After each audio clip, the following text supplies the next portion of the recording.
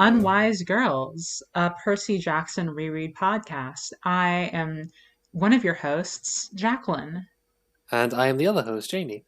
Welcome to the show today, Janie. It's wonderful having you. I heard that you brought some wonderful summaries of our book for us today. I brought some summaries of the book. But wait, before you do that, Okay. have you heard the news? Oh, do we have a news segment now? This is exciting. Have you heard the Percy Jackson news? I did not know that there was any. Okay, let me read you this headline. Okay. There is a Disney Plus show coming. I'm sure you knew this. I did not. Oh, god damn it. Unfortunately, there is a Disney Plus show coming. So, okay. From EliteDaily.com. My favorite publication. Logan Lerman reportedly eyed to play Poseidon in Percy Jackson series. Who is Logan Lerman? Is this something to be excited about? Logan Lerman was Percy in the movie. Oh, that's kind of cute. That is kind of cute. He still looks like he's 5 years old. Oh, they can just slap a fake beard on him. It'll be fine. I guess that's true. I have absolutely no idea what he looked like then or now. He looks like not a 12-year-old, but like a 16-year-old back in the movie. Oh my god, he does look like his face has just been like had an iron taken to it or something. Oh god, yeah. I don't know. It's cute. You're right. Wait, how old is he? I'm not sure. Let me see. Born in 1992. Brain is slow. 28. Soon to be 20. Oh, wait, 29 in 2 days. That's not so bad. I'm sure he can grow some facial hair, like be Poseidon for real. Yeah. Well, get scruffy. Happy early birthday, Logan Lerman, I guess. Happy early birthday, Logan Lerman. And now we've dated our podcast. Yeah. No, well, we dated it last week. Because we put out a request for listeners to leave us reviews where they quote tweet dunk on Donald Trump. And in the less than a week since we recorded that episode, that bit is now completely unusable. You're right. I've completely forgotten about that, actually. I never forget. God, okay. So, do you want to tell us about our chapters for this week? Yeah, I can do that. So, Chapter 5, I Play Pinochle with a Horse. So, the start of this chapter, Percy wakes up in the mysterious summer camp. He finds out that his mum is, for sure, definitely, permanently dead. Grover, after he wakes up, takes him to meet Mr. D, the head of the camp, who kind of fills in some of the basics about the world for Percy while they're playing Pinochle with Grover and Mr. Brunner. Over the course of this game, he discovers that Mr. Brunner is actually a centaur named Chiron, and the unimpressive Mr. D is actually the Greek god of wine Dionysus. Dionysus then explains that the Greek gods existed, continue to exist, and do fuck. So there's plenty of demigods running around. Then we have Chapter 6, I Become Supreme Lord of the Bathroom. Chiron shows Percy around the camp and methodically dodges every question he asks about his mother, the camp, and everything else while the campers stare at Percy and whisper about how he killed the Minotaur. We find out that Grover is in a lot of trouble over the events of the past few days and is on thin ice with the camp authorities. Chiron shows Percy the various camp facilities until we get to the cabins, where the children of the various gods live. Several of these have been left empty. Chiron gets Annabeth to take Percy to Cabin 11, Hermes' cabin, which also hosts the Undetermined kids. After this, Percy finally confronts the fact that he must be a demigod after some prodding from Annabeth. After this, they are confronted by the kids from Cabin 5, which belongs to Ares, led by Clarice, a large I think the book describes her as an ugly-looking girl, which, no editorializing. Okay. They drag Percy into the bathroom in an attempt to give him a swirly, but then something strange and mysterious happens, and everyone except Percy ends up covered in toilet water. Then we get to Chapter 7, My Dinner Goes Up in Smoke. Annabeth shows Percy the rest of the camp's facilities and explains the relationships, or lack thereof, that the various gods have with their spawn. She also explains that the more powerful the god, the more monsters their children will attract. They also talk about the summer solstice that we have previously heard Grover and Chiron discussing, but neither knows the true relevance of it. Annabeth explains that she's destined to remain in the camp forever unless she goes on a quest, so she was hoping the solstice would give her something to go on in that regard. Percy gets back to Cabin 11 and talks to Luke, the counselor who runs the cabin. They chat more about the relationships the gods have with their kids, and Luke also tells Percy that Annabeth, in addition to wanting the summer solstice to give her something to go on for a quest, also requires a special someone to arrive if she's going to go. After this, they go to dinner, where Percy finds that every mealtime the campers give some of their food as a sacrifice to the gods. Dionysus gives a short address where he announces that capture the flag is on Friday, and then everyone eats. At the end of the chapter, Percy finds that he actually feels as if he's beginning to fit in. And then we come to Chapter 8, Capture the Flag. Over the next few days, Percy falls into a routine of going to various classes, all of which he's terrible at, except canoeing. There's still no indication of who his dad might be. Percy is thinking that he knows for certain that there is an afterlife now, and that there could be a way to recover his mother from Hades. He also feels bitter that his dad won't just show up and say something to indicate his parentage. We then cut to Percy getting beaten up in the sword fighting class by Luke, partly because none of the swords seem to be a good fit for him. Luke attempts to demonstrate a disarming technique on Percy, who then surprises the class by turning it around and disarming Luke instead. Luke then reverses it on him again, and Percy's win is chalked up as beginner's luck. A few hours later, Percy is talking to Grover about the sorry state of the satyr's career. They talk more and get onto the subject of the cabins, and specifically the empty ones. Grover explains that there are 4 empty cabins. Hera's, which is empty because she's the god of marriage. Artemis's, which is empty because she swore to be a maiden forever. And then Zeus's and Poseidon's, which are also empty, because the big 3, Hades, Zeus, and Poseidon, made a pact after their kids caused World War II that they wouldn't have any more children. It's also worth noting that Hades doesn't have a cabin because he's in the underworld and does not concern himself with mortal affairs. Only one member of the big 3 has had a kid recently, which is Zeus, whose child died on the way to Camp Half-Blood on the boundary line defending some other demigods and a conspicuously nameless satyr escort. In her dying moments, Zeus turned her into a tree to protect her.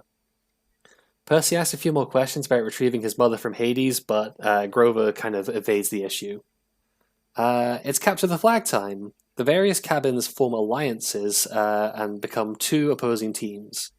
The Athena, Hermes, and Apollo cabins against the Ares, Dionysus, Demeter, Hephaestus, and Aphrodite cabins. Percy, as a member of the Hermes cabin, is placed on the border of his team's territory to defend against marauding enemies. While he's doing this, he's ambushed by Clarice and her gang, seeking revenge for the toilet incident, who then beat the hell out of him until he falls into a stream and gets a mysterious burst of strength, and manages to fight them off. In the confusion, Luke manages to retrieve the Ares team's flag and win the match. Annabeth appears and remarks that Percy's wounds from the fight have healed, at which point a giant hellhound unexpectedly springs from the undergrowth and almost gores Percy, thankfully being put down before it can do too much damage. Percy is put back in the water, and his wounds heal again. The chapter ends with Percy in the water with a glowing trident mysteriously appearing above his head, indicating that his water powers are in fact the result of him being the son of Poseidon. I wonder who Percy's dad is. And every single time water touches him, he becomes like Hercules. You know, the foreshadowing is heavy-handed, but I can see that, like, making a middle schooler feel clever for guessing it. This is a book series that I'm sure made a lot of middle schoolers feel very clever. Mm-hmm. And that's important in its own way, right? Yeah. Yeah. I want to start off by saying that these 4 chapters were more Harry Potter than ever. Okay, I have some Harry Potter thoughts, but I'm very eager to hear what you think about them. I've just noticed a lot of similarities, and I guess in a way they're pretty common tropes. But after we talked a lot about Harry Potter last week, and I just thought, we may as well make it the world's worst recurring bit. Listen, we're talking Um, about, fiction for fairly young kids. Harry Potter is an inescapable shadow tainting all of this. Harry Potter is like, this is the most evil thing I'm ever going to say. Harry Potter is the Canterbury Tales for children's literature. The Oh, worst God. part is that on some level, J.K. Rowling would be flattered by that comparison. And I, I thank everyone every day, every single day. I go up to everyone I know and I say, I am so glad that J.K. Rowling is never going to listen to my podcast. You know what? It's true. She will never know we Um, exist, and that's for the best. there are a lot of there are a lot of similarities here. Like, there's this thing about how saying the names of the mythical creatures and gods will give them power over you. Ooh, I didn't And even know it. That's yeah. yeah, and like they might notice you if you say their names. They call the Minotaur like the son of Persephades or whatever her name was. Hmm. They just don't use proper names in general It's because it's Mr. D, the kindly ones, yeah, that kind of thing. yeah. And that's extremely Voldemort. It's a little Voldemort. Not only that, but in the dinner chapter, this is such like minor stuff. In the dinner chapter, Percy is amazed because at dinner he can speak to the goblet cup or whatever it was, Uh-huh. and it will fill with whatever he wants, Hmm. which, it's a Dionysus power. I understand that. Yeah. But all I can think in my mind is like, I wonder what kind of little goblin slaves they have in Listen, their like I'm in sorry. their kitchen constantly. That is my big hope for this series is that it doesn't turn out that slavery is good. Actually, Every single day, I'm Rick, if hoping you for could just make this. that work for us. Please, Rick, please. So we were hoping to get Annabeth. We got Annabeth, huh? We did get Annabeth. We get a lot of her. Get a lot She's of her. very closed off, very She, unhelpful when Percy asks any questions. yeah. Annabeth. She's kind of cool. She's like, who me? Oh, I'm just the daughter of Athena, and is like, and Athena cabin is like, it's like, how do I describe this? It's like cool kids summer cabin. Like Percy describes them all as being like hot and athletic. Okay, yeah, I see what you mean. Annabeth is cool. Yeah, I wish she would. I wish she wasn't. She's kind of a weirdo, she's but she's a little bizarre. She does yeah, talk to Percy about how much he drools in his sleep. yeah. And she gives him. She has a hashtag epic moment when she gives him the coordinates to Mount Olympus, and she's like, "Dude, don't you know how to get to Mount Olympus? You're a New Yorker, aren't you? You just go up to like 49th and 5th and go to the 600th floor of the Empire State Building." It's very good to me. I mean, I really sympathize with Percy here because I have lived in like the same town like for most of my life. I still do not know where like half of the major boroughs are. If you gave me a blank map and told me to point at where they are, I would not be able to tell you. So I think Percy's lack of sense of direction is valid. You still don't know the entrance to Mount Olympus in your town. It's true. That's kind of cringe. I think it's much more likely the entrance to Hades would be here. That's probably right. I okay. We've talked about Athena cabin. Let's talk about the cabins really fast. Sure. This is the last time I personally will say this word on the podcast. Okay. This episode. The 12 cabins are Potterhead bait. They are. They absolutely are. I mean, Like, I was about to say maybe not, but I guess it's like the proto form of like Divergent, which would evolve from this, which evolved from houses. it's the YA like evolutionary chain Pokemon style. It's that you have a very weak sense of identity at the minute. A lot of shit is changing, so you would like someone else to define your identity for you. Yeah, and all the smart kids who read this book were like, "Oh, I would be in Athena cabin because I am very smart." Hmm. Can we talk about Aries' cabin for a minute? We can. What do you think of Aries' cabin? Ares' cabin sure are Slytherin. Okay, apart from that even, it's so funny that they have all just been assigned. They are all just like genetically the worst. People talk about like I don't know, like oh it's weird that like all the Slytherins are evil. Shouldn't some of them be nice? But like these kids have no choice. Their genes are of a war god. Yeah, who I And cannot that's imagine is a great parental figure. God, So that's no, no. environment and genetics, both kind of. It's environment and genetics. Truly, this we are the childhood understanders. Yeah, I kind of like Clarice from these chapters, even though she's like a total jerk. She's a good bully character. Yeah, I mean she's supposed to be like Nancy Boba Fett, but eviler Eviler and can punch. and can punch, and that rules. I'm happy for her. But she is the way she's described by the book, it's kind of unfortunate. Yeah, it's more of Like the kind of thing we got with Smelly Gabe. yeah, I'd almost say it's worse even.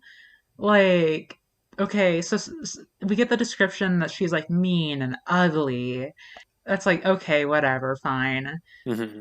This is normal for this kind of literature. Yeah, but then like the first description we get of her is Percy being like, "There's a girl wearing an XXXL shirt," and Hmm. like first of all, he identifies that very quickly.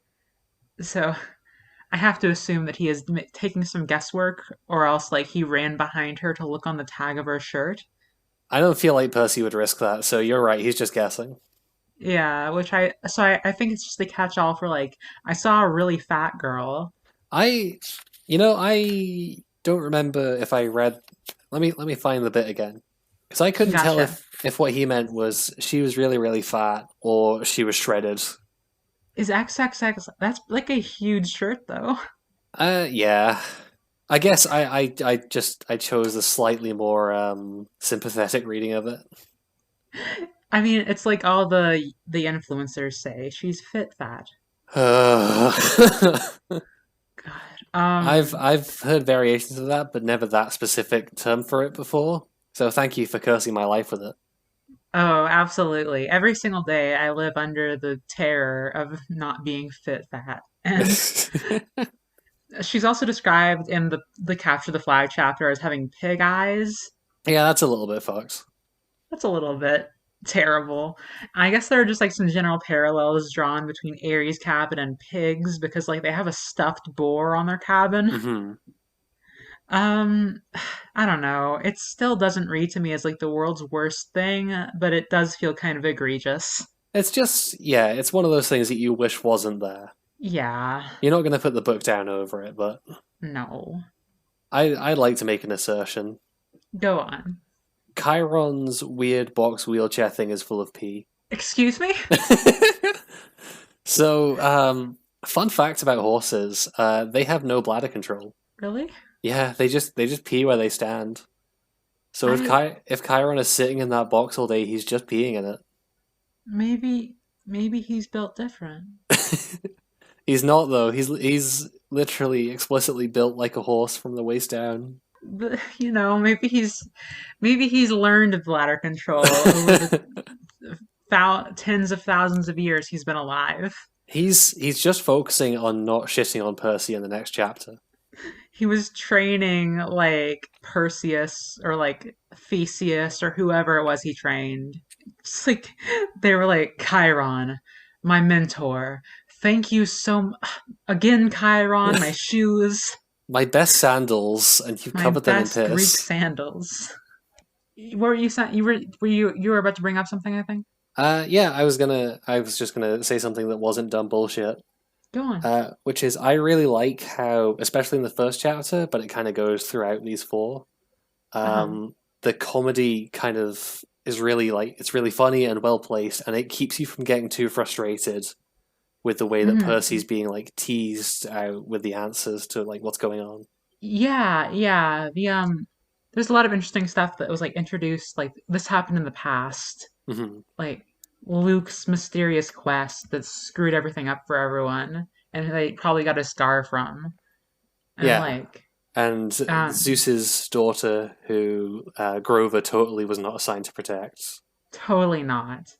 There's a lot of that here. It's and like Annabeth's whole like quest obsession. It Hmm. establishes a lot of like threads for it to take from here on. Yeah, and it stops you from getting too wound up by the fact that it's kind of it's laying the groundwork and then batting away all of Percy's questions by just being very funny. Yeah, and has a lot of really nice descriptions. Hmm. Like I was reading the descriptions of Camp Half Blood, and I was like, wow, I want to live here. Yeah, I definitely got that with like the way they describe the strawberry fields. Yeah, and like it just sounded so pretty. I don't know. I want to Yeah, see it. I want to be there. And I guess when we cover the movie, we will get to see it. I guarantee the movie will just be like three tents in a house. That's probably true, unfortunately. Oh God. Um. Okay. Let's talk about the Christian God. Hell yeah, let's get into this. So Percy is having this big conversation with Chiron, Hmm. and Chiron tells him, gods exist, and Percy is like, God exists, and Chiron is like, let's hold on a minute there. Like, I don't know about any of that metaphysical stuff. And I'm reading about this, and I'm like, so like, I guess I just assumed, having not read this for a while, that like they wouldn't deal with that at all or like bring it up. Yeah, I assume this would be like a Yu-Gi-Oh situation where like it's never mentioned, but the implication of all these ancient gods being real is that all modern religions are fake bullshit. Yeah, or that like, or it might be like a thing where it's like, oh, all religions are real and they're all happening or something. It would be a little bit funny if Jesus lived at Camp Half-Blood. That would be wonderful. I we were talking last week about how like, Mr. D, we kind of remember him. He's gonna suck when we get to him. Yeah, I love Mr. D. he is so good. I was complaining that like oh we have like really hot Dionysus in like Hades, and then we've got dumpy middle-aged Dionysus in this book. But actually, I could totally see this is just like washed up, partied out Dionysus. Yeah, right? And like I love the depiction. I love the characterization. It's a great like I guess subversion of expectations. It's cool. He's a cool character, especially when Percy like looks into his eyes after kind of disrespecting him a bit, and he just like sees like images of Dionysus driving mortals to the brink of madness. Yeah. That's wonderful. Yeah, you definitely get a sense that like there's a lot more to him than just the funny counselor guy who's a bit grumpy. I like him a lot so far. I'm excited to see like a cool Dionysus moment or something. Yeah. What another point about Dionysus. Yeah. And please excuse me. Hit me. At one point he says like, "Duh, Percy, my dad is Zeus. Don't you know the basics?" And can we talk for a minute about Dionysus, like mythologically? Sure, let's go. He's got to be one of the Greek gods with the most screwed up origin stories. Like, okay, Okay, I so don't know this. I'm he was born to Zeus mhm. and Persephone, Okay. Wait. Okay. or This is already not great. yeah, and because Persephone had maybe like left Hades, or Zeus went into Hades to like seek her out like as a serpent, and we're not gonna, it's like dubiously consensual. As it always is with Zeus. Yeah, but like, or else maybe he's a child of Zeus and is it pronounced Demeter or Demeter? I pronounce it Demeter. I don't know if that's correct. How is it pronounced in Hades? Demeter, I think.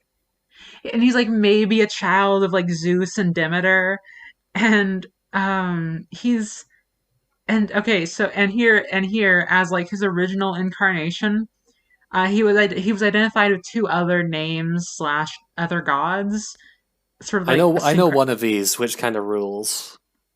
one of them is Sabazius, That's the one I don't know. and the other is Zagreus. Hell yeah, my boy. Yeah, and I first of all shout out to all my Hades fans out there. Again, Um, yeah, yeah, um, this is part Percy Jackson podcast, part Hades fancast. you've got to love it.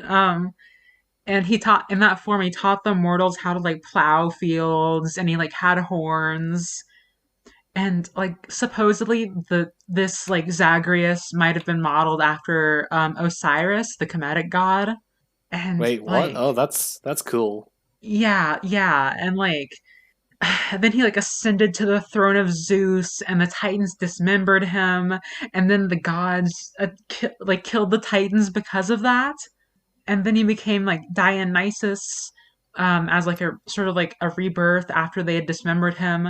But then later, a second guy who was like a pretty boy became Dionysus, and that was like the god of wine rather than just like the god of like fields and stuff.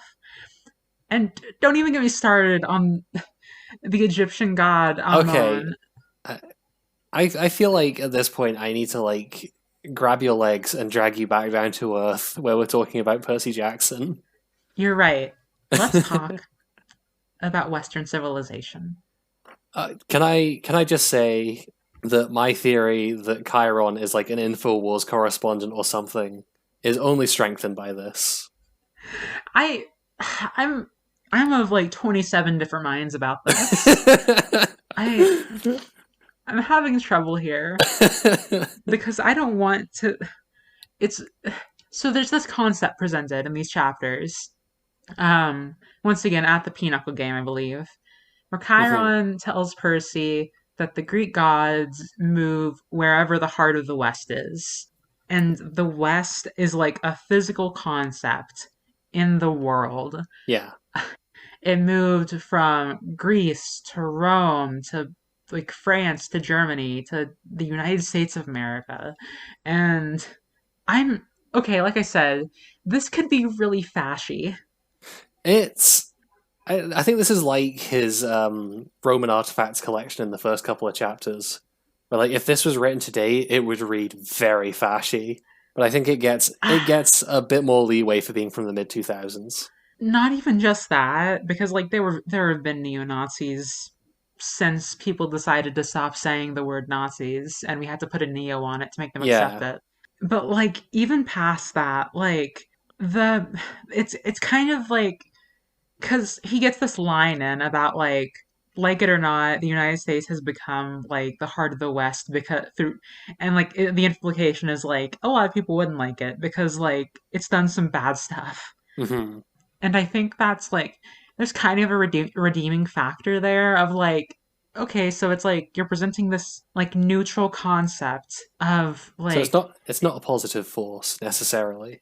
it's not like a positive force, the shining heart of the West. It's not like that. It's just like a thing. And like I can buy the a lot of the argument that's made here about like the Greek gods would live here because their iconography is all over the place. In a way, it's still a form of worship. Like, yeah, I Hmm. can buy that basically. Yeah. It gets so on the it's like anytime I hear someone talking about like oh Western civilization, I'm like please get off the world. Okay, speaking of far right cranks and also this section, I need to put a request out to any listeners who read this book in the UK in like around 2010 because I swear I'm absolutely certain that the first time I read this book, Chiron specifically outright says that the heart of the West was at one point in Nazi Germany. I still don't know what the heck you are talking about. I listen, it's not in this edition, and good. If that was in there, they should have edited it out. But I don't know if I just made that up That or wouldn't if even it's make sense with like the timeline. what. Hmm. Like, because it says it travels from like Germany to like France, or maybe the other way around. And The then, gods but simply moved to Germany, to France, to Spain for a while. so I'm reading this as like Germany during like the times of like well, like I don't know, the Holy Roman Empire or something. I know, but then that's not Germany. That's the Holy Roman Empire. That's a Is that different right? thing. Wait, let me look this up. The country of Germany did not exist until the late 19th century. I don't know if that's correct. It is correct. I know this is one of the few history facts I know. It goes Holy Roman Empire, and then Napoleon happens, and the Holy Roman Empire falls apart, and then it's Prussia until it's Germany. But like it's like still kind of Germany though. I get. I can totally see that I would have just fabricated this out of nothing when I was a kid. Like just because he says Germany, and he specifically mentions like an eagle, which is like fairly prominent Nazi iconography. So I might have just been like, as a kid, damn, wouldn't it be fucked up if it had been like in Nazi Germany? That's so dark. I'm so clever. And I'm also doing a lot of assuming here. Like I'm assuming he means like Ottoman Holy Roman Empire stuff. I could be wrong. He definitely doesn't mean the Ottomans. I shush. I know history. I'm very smart. Anyway, if any listeners have any recollection of this, please contact me so I don't feel insane. I good luck with that. Okay, I guess speaking of Nazis, This is a thread we've been let on for a while now. unfortunately we're gonna have to keep on it because of this book. Um, Yeah. Oh god, yeah, I know what you're talking about. Let me get to so it. Grover and Percy are talking to each other, and they're like, Grover is like giving Percy like this lore dump about like how the world works, and it's fine, it's whatever because Grover's like a sad boy through it, but whatever. Yeah. Um, but he slips in a line about like it's not even just a line; it feels like it's like a paragraph long, It's a small paragraph, yeah. and about how like don't you know that World War II was basically just a fight between sons of Hades and sons of Poseidon and Zeus? I've got it right in front of me if you want me to read the Go, exact quote. read it. World War II, that was basically a fight between the sons of Zeus and Poseidon on one side and the sons of Hades on the other. The winning side, Zeus and Poseidon, made Hades swear an oath with them. No more affairs with mortal women. Okay, I there's I would like to note that like usually I write like a couple of words in the margin next to whatever I want to talk about. Next to uh, this, I've just written "bruh" in all capitals. yeah, bruh, like Hades. Okay, there's too much to get into here. So Hades is this is putting because Hades is presented so far as being the villain of this book. Yeah, He's sending bad guys after Percy, so he's evil, and he's an antagonist because of that. yeah. But now we know that from his flesh, he spawns fascists. Is Hitler a demigod? That's the horrifying implication that I It don't want really to contend is. with or even think about. I this is this is insane. I Yeah, this is this is like why didn't the wizards stop Hitler stuff? this is we're getting into Fantastic Beast territory in the first book. And it's not okay. It's not as bad It's not. That's maybe a slightly unfair comparison. because it's not. There's not going to be some big demigod. There's not a demigod community really. Yeah. The what Camp Half Blood is shown as being is like a summer camp that either you live at for like the rest of your life until you're an adult, or like a camp that you go to once in a while because for like a little bit of training. Um, there's no real like there's a little bit of a sense of community, but overall it just feels like a summer camp. Yeah. And like I can't imagine that like all demigods from all over the world go to Camp Half Blood either. Yeah, well, I guess you wouldn't get demigods in other parts of the world because the heart of the West is like in America, so that's where the gods live, and that's where they're going to be having all their kids. But they have to be able to teleport to at least Japan so that Araki can see Poseidon. Okay, this is a very good callback to your bit from last week. However, Uh-huh. I put it to you that this actually supports my theory that well, not theory, but recollection that at one point the heart of the West was in Nazi Germany. Because otherwise, how did a bunch of German fascists who were the son of Hades get there?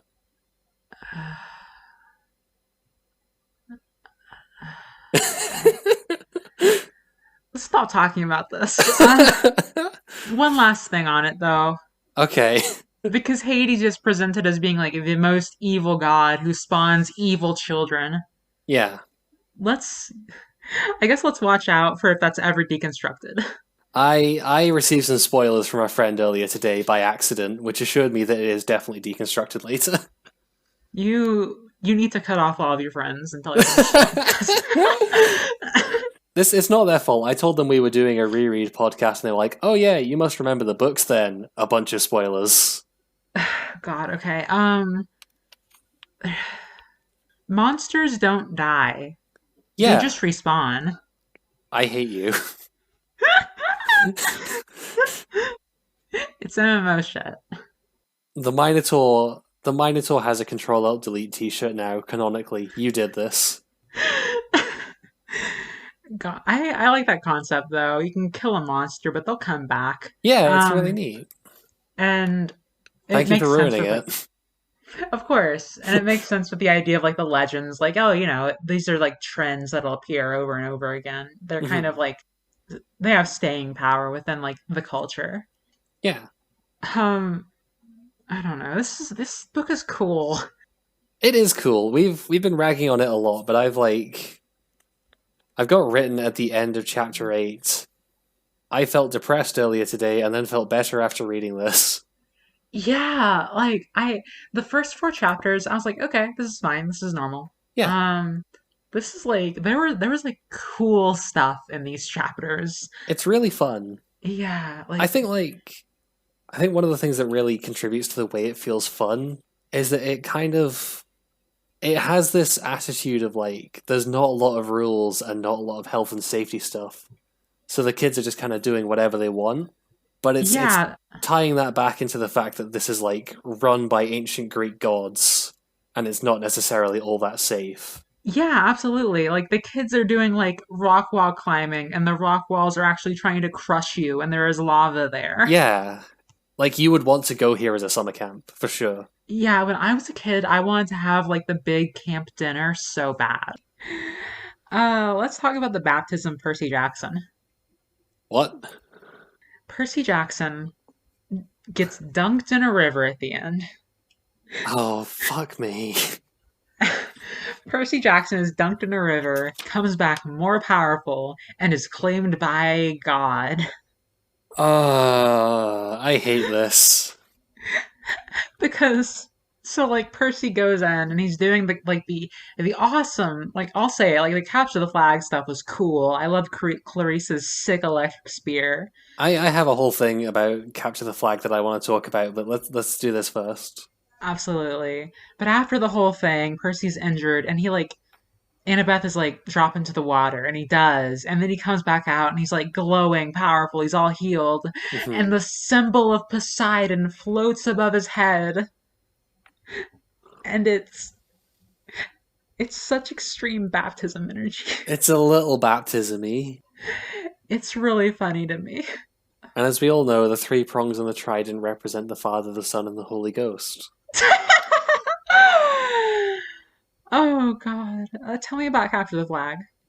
Okay, so I have a broad thesis statement on capture the flag, Go ahead. which unfortunately dips us back slightly into the Harry Potter comparison pile. Oh Christ.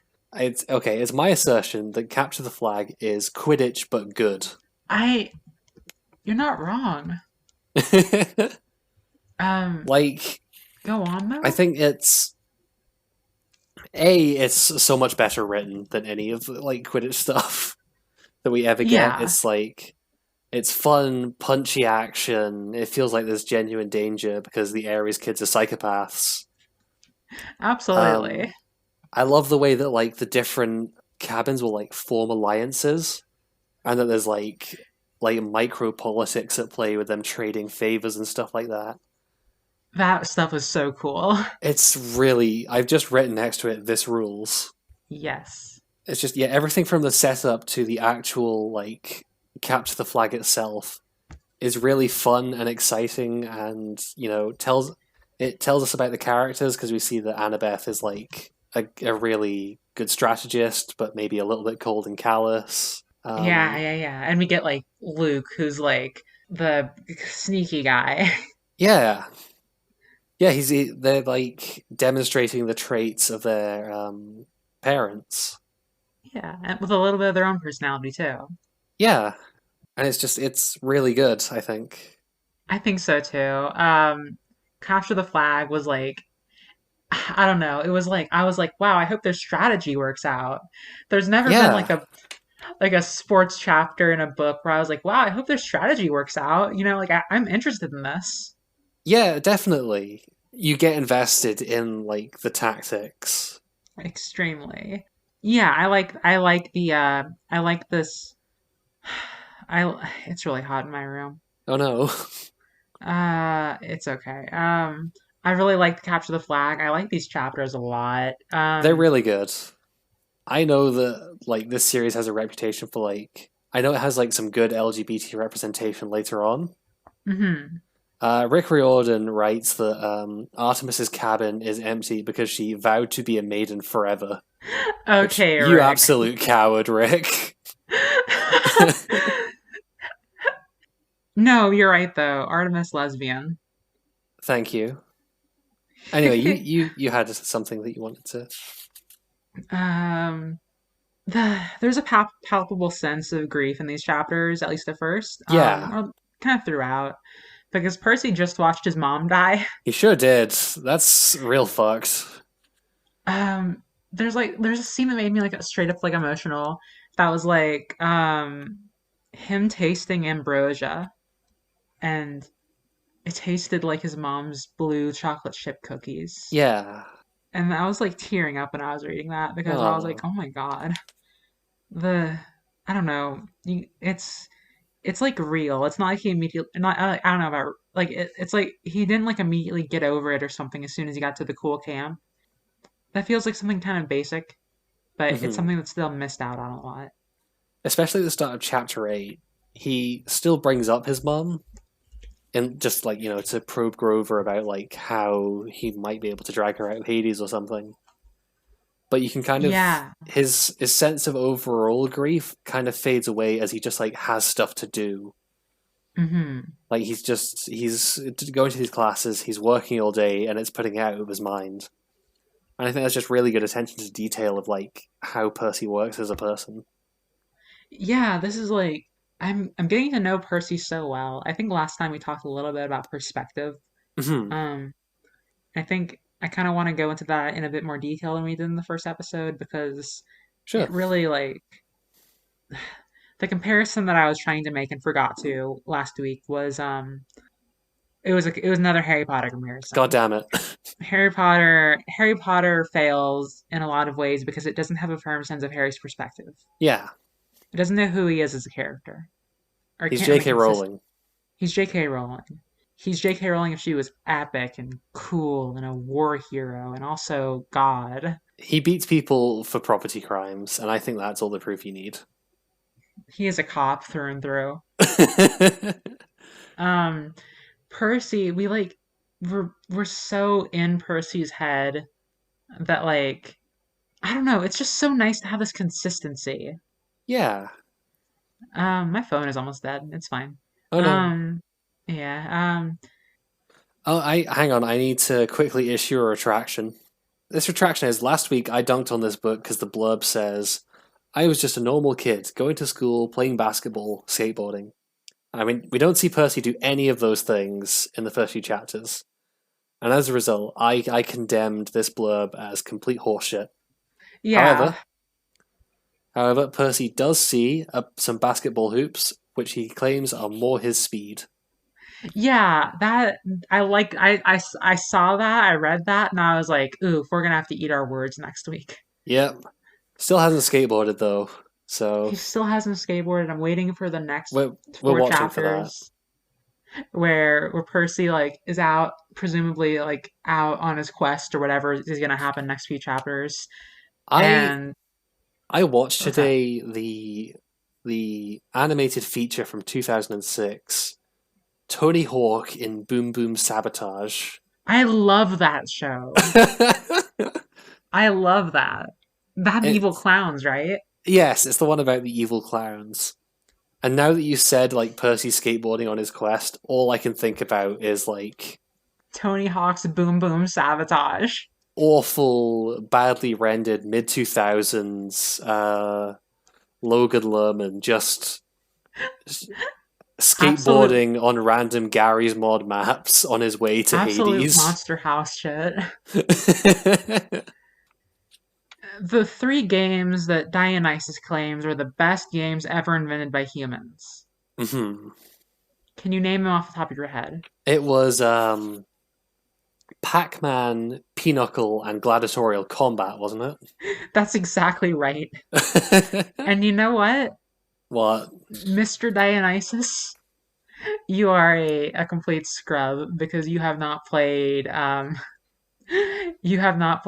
Under Night in Birth Exhalate Clear. I was absolutely positive that you were going to call him out for not playing Umineko. And Mr. Dionysus, you are a scrub because you have not played the wonderful video game known as Umineko no Nakukoro ni or Umineko no Nakukoro ni Chiru, or even the works previously done by the same author, Higurashi no Nakukoro ni or Higurashi no Nakukoro ni, the second one.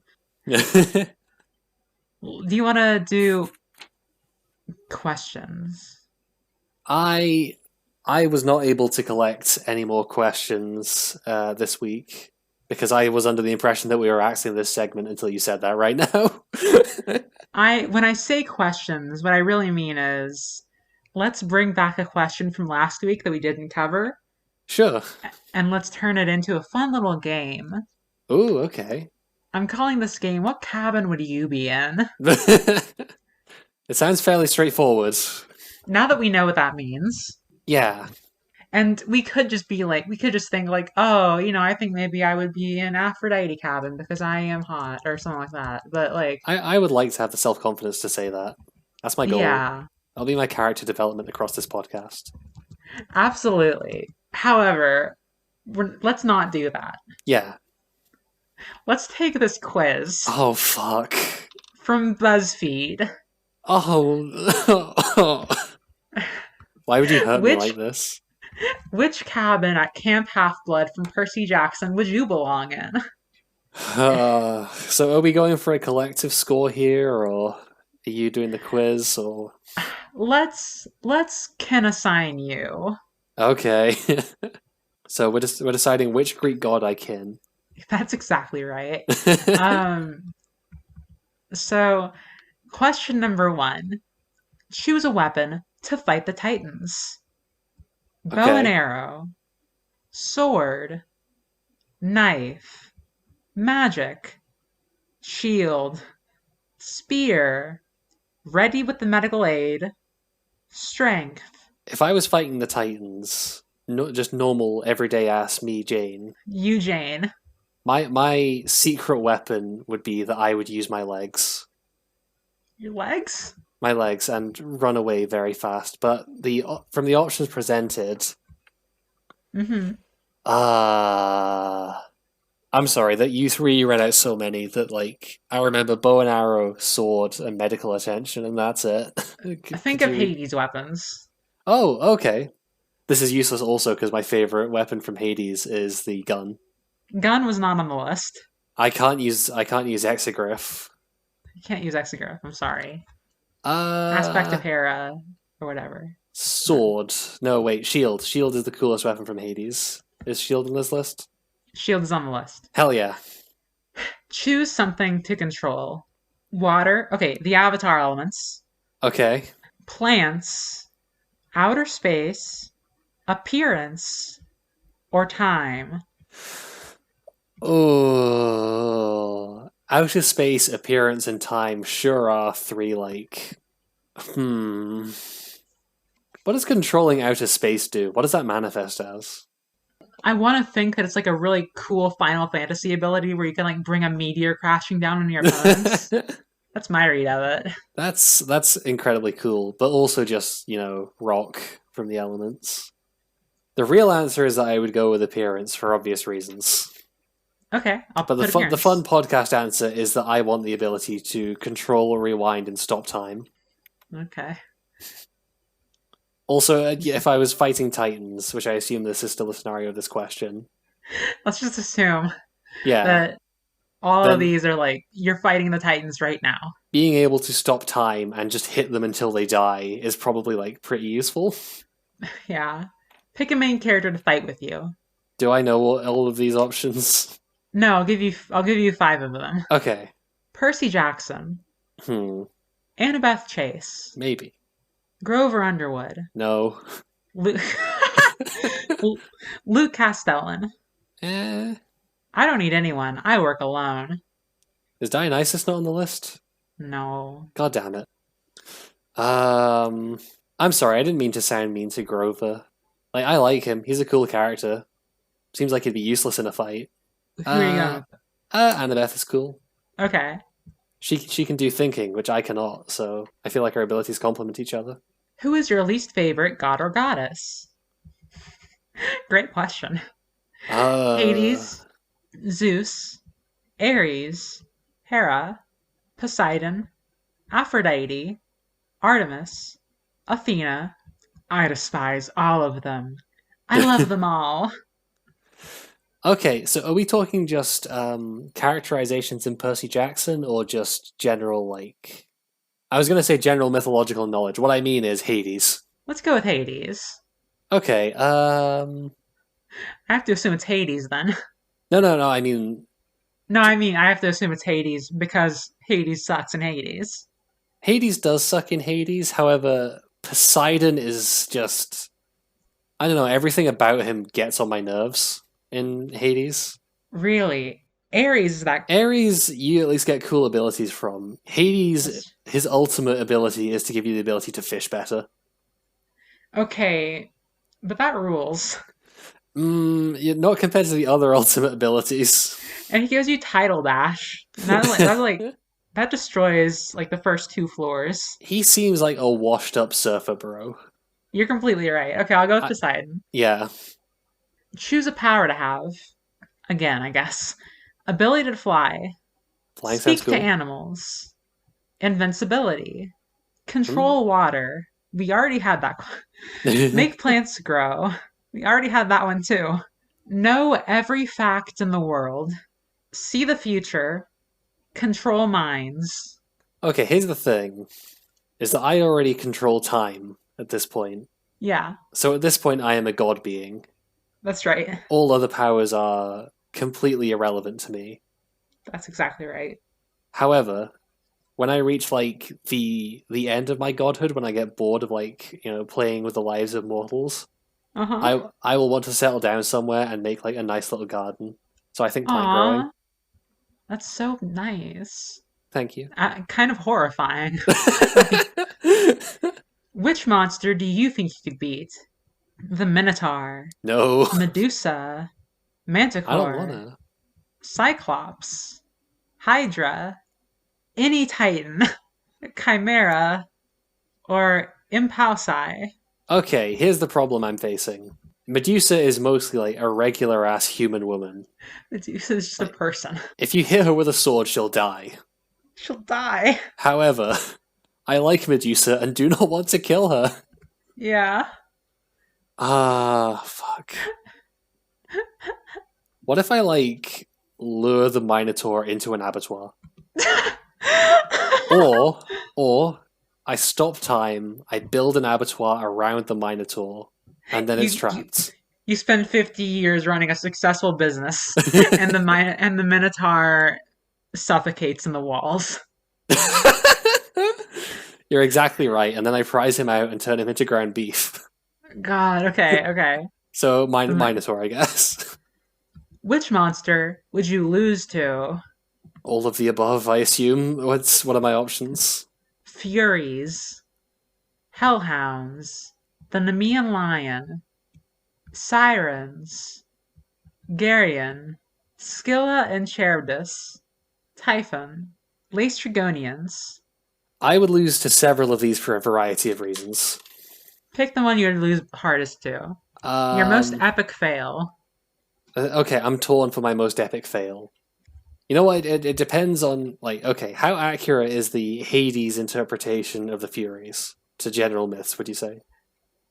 I mean, I guess not that accurate. I mean, they're Okay, scary, right? so I probably wouldn't lose on purpose to the Furies, got it. You might lose on purpose to the sirens, though. I might lose on purpose to the Sirens. Here's the other thing. Hellhounds. Big dogs, big friends. Could not bring myself to harm them in any way, even if they were killing me. And they would tear you apart. They would. You think Hellhound's the answer I here? think it's the Hellhounds. Where would you end up in the underworld? Oh god. Fields of Punishment. I'm a terrible person. Hmm. Elysium. Fields of Asphodel. I didn't do much. Isles of the Blessed. I've achieved greatness every time. Absolutely not. I'll have to let the judge decide. None of them. I never die. I mean, I control time, so I never die. Okay, sick. Describe yourself. Caring. Determined. Strong. Uncertain. Loyal. Smart. Powerful. Beautiful. Now, here's the thing: Uh-huh. is my natural gut instinct is to go for uncertain. But I was so certain that I should pick uncertain that it's made me doubt whether or not I am actually that uncertain. You're a very certain person about your own self-deprecation. Shit. I think I am going to go with uncertain anyway. Okay. Are you Because sure? if I can talk myself in circles around that, I'm definitely uncertain. Gotcha. Cabin 6. As a child of Athena, Hell not yeah. only are you extremely smart, but you will prove essential in any battle. Eh. That's all the information. That kind of sucks. That's really terrible, but also, whatever, I got the good result. Thank you for playing our game. Let's do our segment. We have a segment? Our weekly segment. Oh, yes, our weekly segment. Evidence that Percy is trans. That's exactly right. This week I'll start. Okay. Bathroom. Yes. I was gonna say, like, looking at the sirens, and then I remembered that, like, a heterosexual person would also do that. That's also true. Also, there are heterosexual trans people. Also that. You transphobe. Yeah. Wow. I'm sorry, my brain is hardwired to just trans girl thinks other girls big hot. I completely understand. I, You I have are. brain rot. It's like how. It's like. It's like how Percy Jackson is hardwired for ancient Greek. You are hardwired for WLW trans girls. Yes, exactly. Wallowa. Whoa. So I guess that's all we have for this segment, which is more than we had last week, so That's right. there we go. That's regular. Regular to say. This is the second time our podcast gets canceled. Oh god. Let's do recommendations. Oh, okay. What's some stuff you've enjoyed lately? What's some stuff I've enjoyed lately? I've been replaying XCOM 2 because the Switch version was on sale. What's that like? It's really fun and also horrible. And the only way you could win is by constantly reloading saves so that the game can't keep attacking you from your blind spots. That's beautiful. I love it a lot. I recommend you play Hades. We've talked about it a lot already, but like, Hades was really fun. If you didn't catch it last year, catch it this year. Yeah. And Oh that's the wait. only thing. Yeah? I okay, so slight peek behind the curtains. A lot of content just got cut out. And Uh-huh. I directed a lot of very unjustified abuse towards Jacqueline Uh-huh. because I thought that what she was about to do was scroll up in our chat logs so that she could recommend Jane Eyre to the audience.